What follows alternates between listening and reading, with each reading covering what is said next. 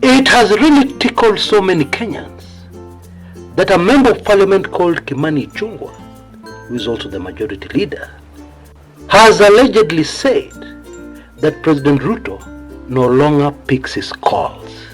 That has made so many Kenyans very happy. But in a recent development, Bwana Ichungwa has come out and said that his relationship with President Ruto is fine. It is okay.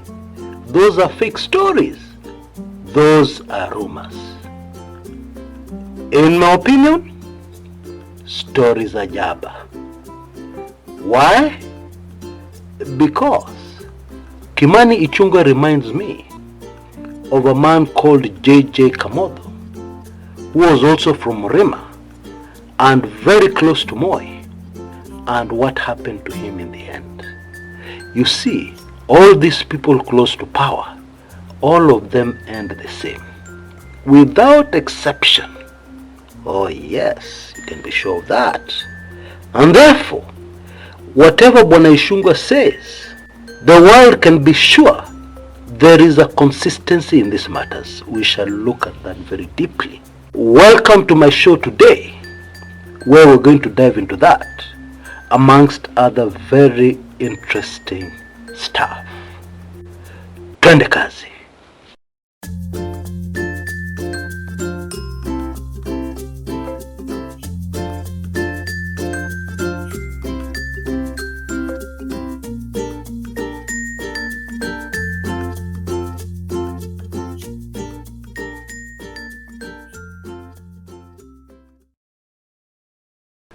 Now, before we go into the Ichungwa matters, please allow me a moment to comment about another development, recent development in our politics, that I believe we all need to be made very much aware of.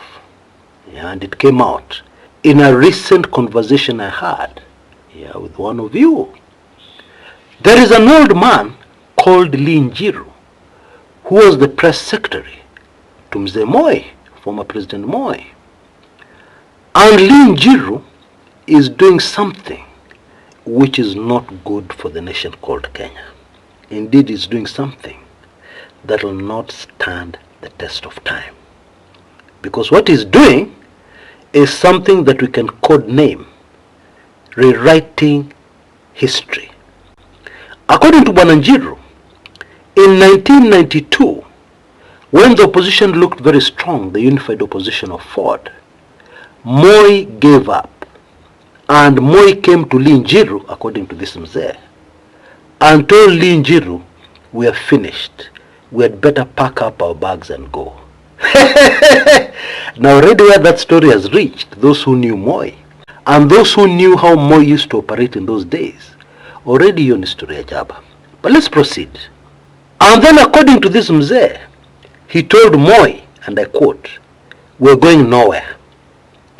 And then this Mzee proceeds to tell us that he is the one who put together a strategy of finishing the opposition and ensuring that Moi got back to State House in the very first multi-party elections after independence in 1992.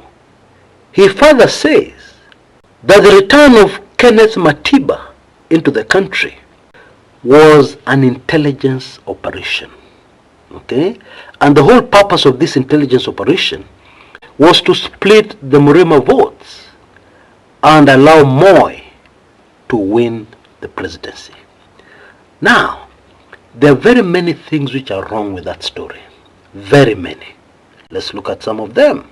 For starters, Matiba coming back into the country would never have been an intelligence operation. Why? Because Matiba was flown to the UK for treatment. And at the end of the treatment, what was he supposed to do? Remain in London in exile? No! There were a lot of exciting things happening in Kenya. Multi-party was being reintroduced. Why should Matiba not return to the country? And therefore his return to the country was not anybody's operation. Number two, for those of us who were around in 1992 and watching what was happening, we will remember that the main target of the Moi campaign team was not Matiba. It was Emilio Stanley Mwai Kibaki. In fact, KANU carried full-page ads in the local newspapers, trying to smear Mwai Kibaki. It was very clear that they saw him as the main challenger to Moi. After all, he was senior to Matiba. Who was Matiba? Kibaki was the target, and would have been the target of the intelligence community. In fact, Matiba's showing in those elections shocked everybody. It shocked everybody to their bones. People did not realize that the man was that popular. And then the biggest clue of all, we know for a fact that the operation to get Moi back into State House after the multi-party elections of 1992 was a very elaborate intelligence operation that included things that were definitely not in Bwana Lee Njiru's area of expertise. A good example is the Golden Bag scandal. The Golden Bag scandal involved the fake export of precious minerals like gold, which of course Kenya did not have at the time in enough quantities to even think of exporting. Without going into the details, that kind of operations to raise money for Moi's campaign was very elaborate and also included foreign expertise. I don't think it is a good idea to create new history instead of passing on to the younger generation the truth and nothing but the truth. There is no need to recreate history to ensure that you are the main character, to ensure that you played a much bigger role in the eyes of the people than you actually did. Okay? Anyway, back to Kimani Ichung'wah. Now, it is a fact in politics that it is a very brutal game. Okay? And when somebody has served their usefulness, they usually quickly discarded aside kama uchafu ama karatasi ya choo. Okay? Ambayo imetumiwa. That is normal in politics. And the biggest victims of this have been those politicians who have agreed to be used by a regime that is unpopular on their own people. J.J. Kamotho was very close to Moi. He was very powerful. He was the Secretary General of KANU. And then, when things changed, multi-party came in, J.J. Kamotho was suddenly no longer useful. Okay?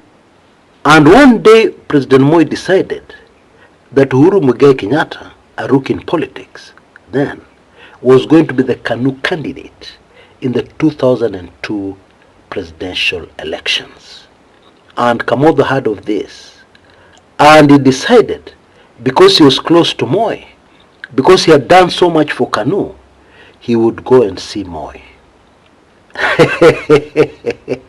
Hey, do you know what happened? Moi lost it. In fact, Moi told off Kamotho. And amongst the things he told Kamotho is, Wewe Kamotho, you're not grateful. Had it not been for me, you would be in prison. Moi used those exact words. To this day, we don't know what Kamotho had done that would have taken him to prison, that Moi saved him from. The long and short of it is that Kamotho realized he was finished. It came late for him, but finally realized he was of no consequence in the KANU hierarchy. Yeah, very late in the day, but at least he realized. And of course, that was the very end of J.J. Kamotho politics in the country called Kenya. Fast forward to the present. The broad-based government has arrived. Those who are favoring this government in areas where this government is very unpopular have outlived their usefulness. And therefore it goes without saying that they're going to be discarded, thrown into the trash, if that has not already happened. Yeah, that is a certainty. It's not a theory. It is a certainty. they are going to be thrown into the trash can. And Kimani Ichung'wah fits that profile perfectly. We have seen in the mainstream media Kimani Ichung'wah having very serious problems with his constituents. Imefika hapo mahali his constituents are actually physically attacking him. I'm sure you've seen the news reports. It has happened a few times. And therefore the truth is, actually Kimani Ichung'wah right now is not an asset for President Ruto. He is a liability.